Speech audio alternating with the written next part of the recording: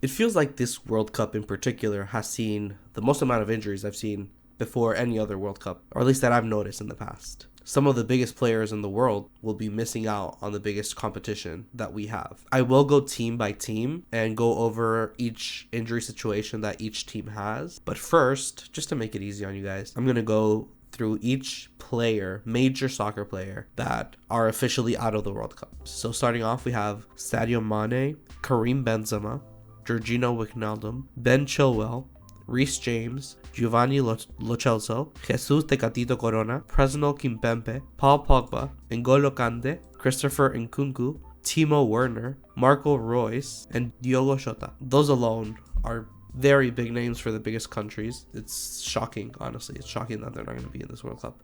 I also want to apologize beforehand for my voice and how I sound. I'm going to sound very nasally today. I'm quite sick. Just one day before the World Cup. Very annoying. These are the players that are not out of the World Cup officially and are included on their national team rosters, but have been recovering or still feel the effect of an injury that they've had recently or in the past. I'll go more in depth what's wrong with each player when I go through each team. The biggest players that are recovering or not fully fit but are still in the roster are Kyle Walker, James Maddison, Calvin Phillips, Weston McKennie, Leandro Paredes, Cristian Romero, Paulo Dybala, Ángel Di María, Raúl Jiménez, Rafael Varane, Jules Koundé, Andreas Christensen, Marcos Llorente, Dani Olmo, César Azpilicueta, Romelu Lukaku, Alfonso Davies, Lucas Paquetá, Richarlison, Dusan Vlahovic, Jan Sommer, Ronald Araujo, Heung-min Son, and Lionel Messi. So yeah, we're going to go through each group. So we're going to start with Group A.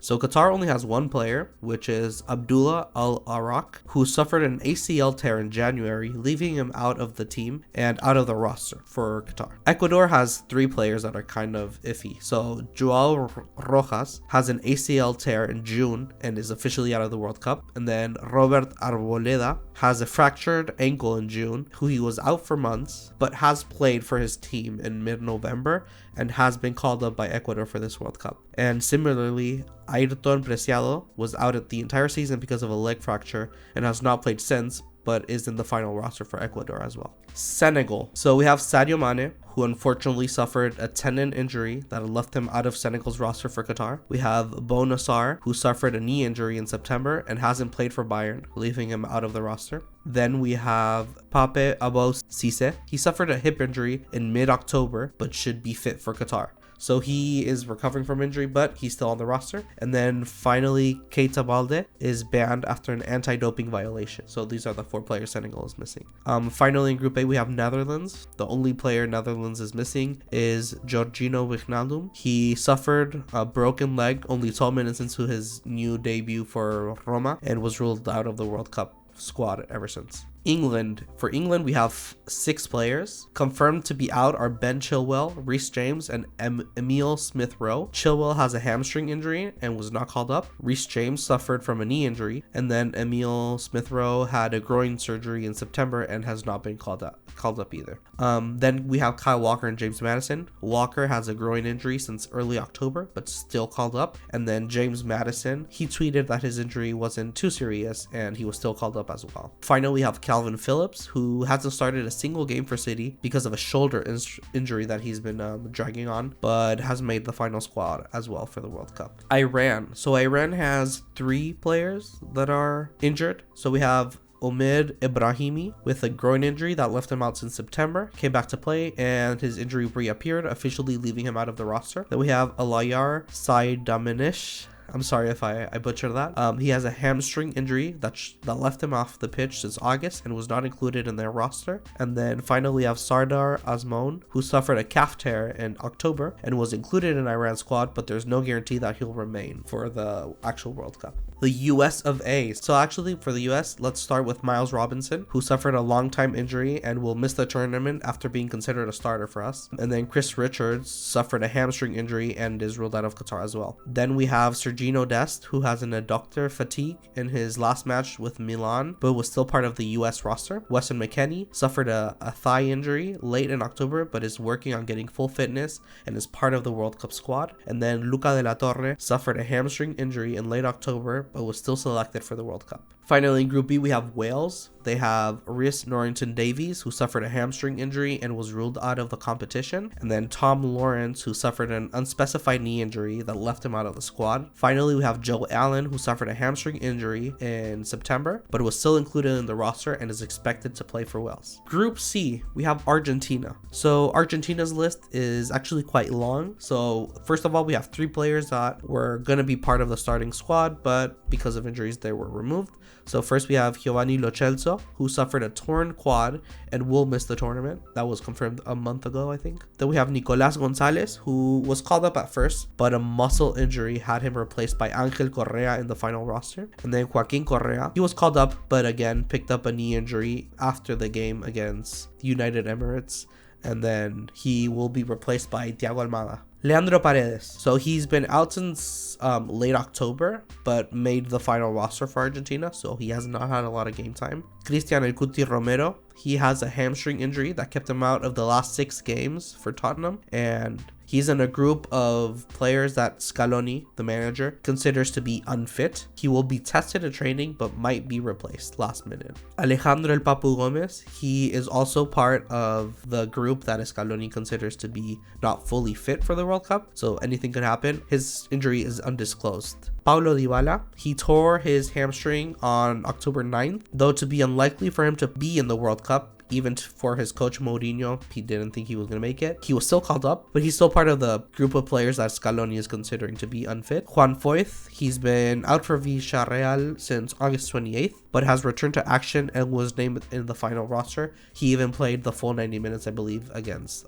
United Emirates. Almost finally, we have Di Maria, Angel Di Maria. So although he is expected to be fit, Di Maria is recuperating from an injury in Juventus and is prone to getting injured in competitions like this in the past. So we'll see what happens with him. And finally, Lionel Messi. He was spotted in the last couple of days training separately from all his teammates, has caught the eye of multiple media sources.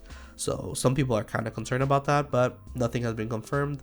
It seems like he's going to be fine. He did play all 90 minutes against UAE, so the situation is unclear at the moment. Even if he's injured, I don't think they're going to remove him from the 26-player squad. Saudi Arabia, they only have 1 player that is out, and it's not because of injury, it's because of precaution after failing a doping test, and that player is Fahad Al Muwallad. Mexico has 2 players, so we have Jesus Corona. He suffered a broken ankle in training and is not going to be part of the roster for Qatar. And then Raúl Jiménez, who was the victim of a hip injury in September and was included on the roster, but still unclear if he's going to be a starter and ready and fit for Qatar. Poland has 1 injury. It's Bartłomiej Jakowski. He suffered a broken ankle, ruling him out of the World Cup. Moving on to Group D, we have France. So France is one of the teams that got done dirty the most in injuries this season, or this World Cup. So starting off, we have Presnel Kimpembe. He originally was called up, but replaced by an uncapped Axel Disasi. Then we have Paul Pogba. A knee injury kept Pogba out all season and suffered a thigh injury during his recovery that ruled him out of Qatar. N'Golo Kante, he suffered a hamstring injury and has been out since mid-August and was ruled out of the World Cup. Mike Maignan suffered a calf injury on October 1st, also out of Qatar. Christopher Nkunku suffered a knee injury and got withdrawn from the squad and replaced with Randall Kilo Muani. He was already called up, but he was replaced. And then Karim Benzema, it was announced earlier today that he was suffering from a muscular problem. They were going to try it out, and unfortunately he's not going to make the World Cup, so he's out as well.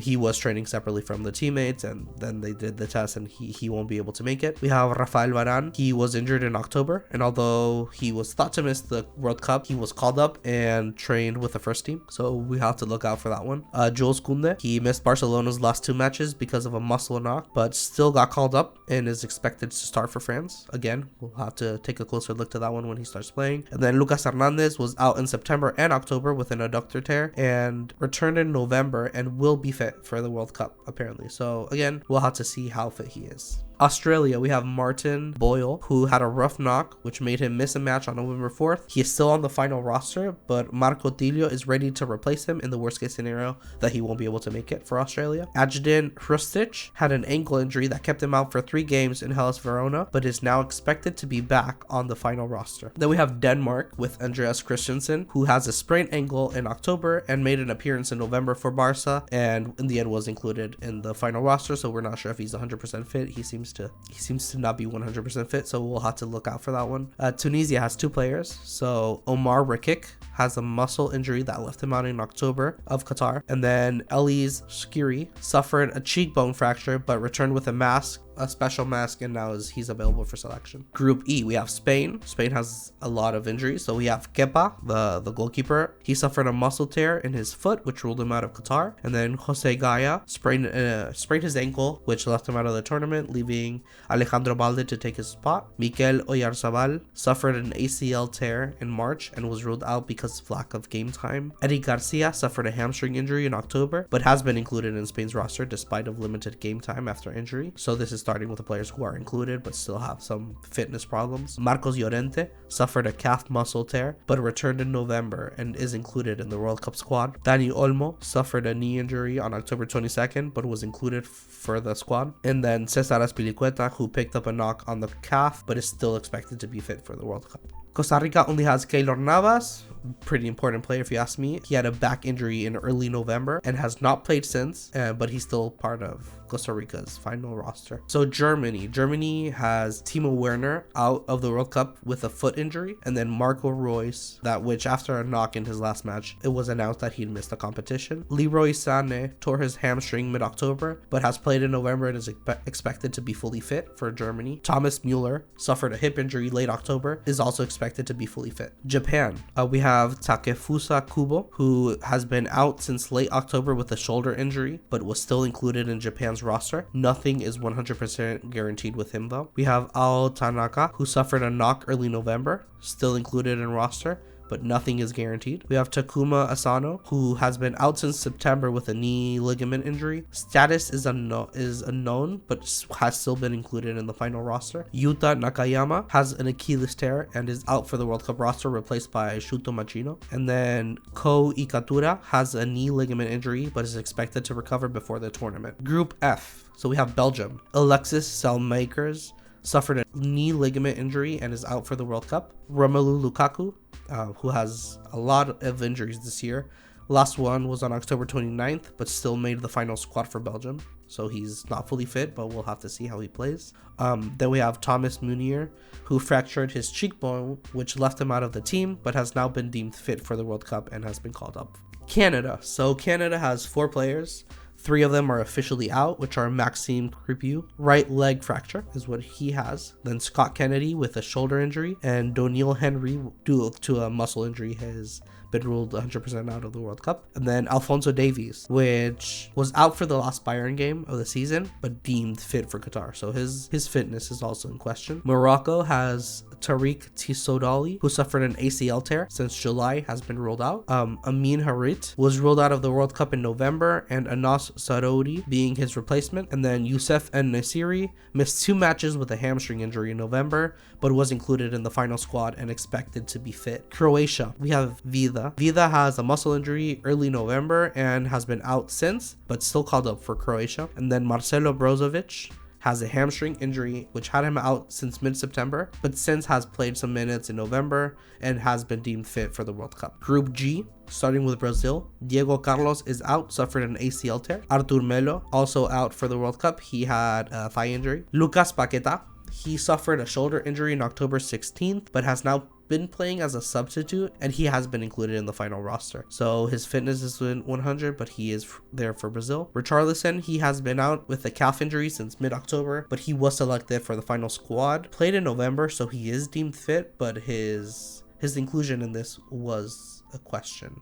It wasn't confirmed till last second, and he seems to be fit, but we'll have to take a closer look at that one. Serbia. So Serbia has Alexander Mitrovic, who had an ankle injury in September. Even after this, he was called up in Serbia's 26-man roster. And Dusan Vlahovic, who suffered an adductor injury late October, but was still included in the squad. Switzerland. So Ivan Mvogo suffered a thigh injury, which ruled him out of the competition. And then Jan Sommer, the goalkeeper, he suffered from an ankle injury, but was included in the roster. No certainty that he will be 100% fit though. And then finally, we have Cameroon, which is the first and only team that has no known injuries. All their players seem to be fine. So congratulations, Cameroon. Group H, last group. So we have Portugal. Diogo Jota suffered a calf injury in October, leaving him out of the squad. Pedro Neto has an ankle injury, which also left him out of the squad. And then Ricardo Pereira, he suffered an Achilles tear and was ruled out for the World Cup. Ghana. So Ghana has Joe Wollacott, who sustained a finger injury and was left off the plane.